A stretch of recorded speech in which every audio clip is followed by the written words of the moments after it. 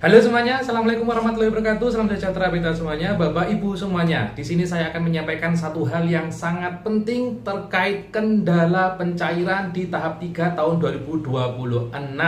Di sini saya memperoleh ada 3 alasan bapak ibu ya, kenapa di tahap 3 ini bantuan PKH ataupun BPNT Anda itu menjadi tidak cair meskipun desilnya itu masih desil 1 atau sampai desil 4. Nah, penyebab ini sudah saya rangkum dari pengalaman saya di lapangan ya. Karena saya mendapati ada beberapa data dari penerima manfaat ini menjadi tidak cair bantuannya di tahap 3. Nah, 3 penyebab itu apa saja dan kira-kira apakah ada solusinya? Berikut info lengkapnya.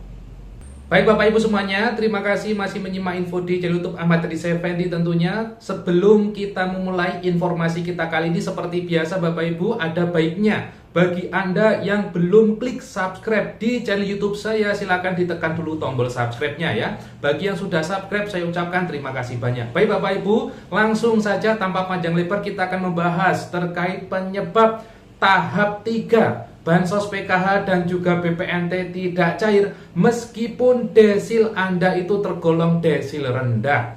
Nah, informasi ini saya rangkum dari berbagai sumber yang sudah muncul di media sosial, termasuk di kanal resmi kemensos.go.id, juga dari hasil survei di lapangan. Jadi sudah ada yang melakukan cek di web cek Bansos ataupun di SIG-NG dan juga disamakan dengan info yang ada di website resmi Kemensos. Sehingga di sini ada beberapa penyebab tahap 3 tidak cair meskipun desilnya itu rendah. Dan nanti di poin ketiga atau penyebab ketiga itu menjadi penyebab yang cukup banyak mengakibatkan bansos tidak cair meskipun desilnya itu desil rendah. Ya, kira-kira Bapak Ibu penyebab yang pertama apa dan kira-kira solusinya apa? Nah, kita akan rangkum satu-satu Bapak Ibu ya. Mohon perhatikan dengan baik-baik. Jadi yang pertama yaitu penyebab kenapa tahap 3 tidak cair tentunya karena KPM tersebut atau yang bersangkutan sudah meninggal dunia dan tidak memiliki ahli waris. Nah, penyebab ini memang tidak banyak ditemukan tapi menjadi salah satu penyebab kenapa bansos otomatis tidak cair karena sekarang sistem sudah bisa membaca Bapak Ibu ya dari pemadanan data di Dukcapil atau Dinas Kependudukan dan Pencatatan Sipil. Untuk solusinya tentu tidak ada solusi karena sudah meninggal dunia Bapak Ibu ya. Berikutnya untuk penyebab yang kedua ya, bantuan PKH BPNT tahap 3 tidak cair meskipun masih desil rendah, yakni karena tercatat punya daya listrik yang tinggi.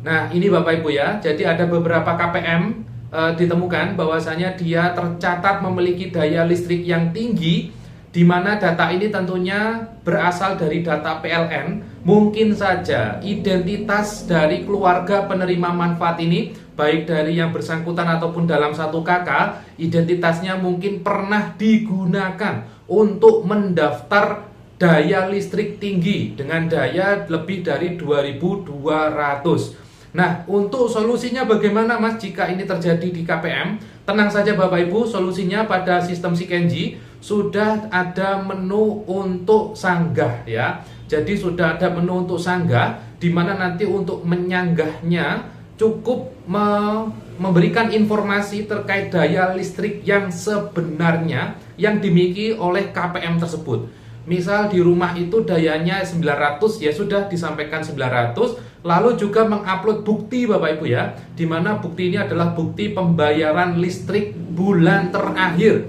Kalau sekarang Agustus ya bulan yang kemarin Bapak Ibu ya, bulan Juli. Atau listriknya dalam artian pulsa, ya pembayaran terakhir di pulsa itu nanti berapa. Itu nanti diunggah pada sistem SIG-NG untuk dilakukan penyanggahan. Harapannya nanti di tahap 4 tahun 2026 bantuannya mudah-mudahan bisa cair lagi.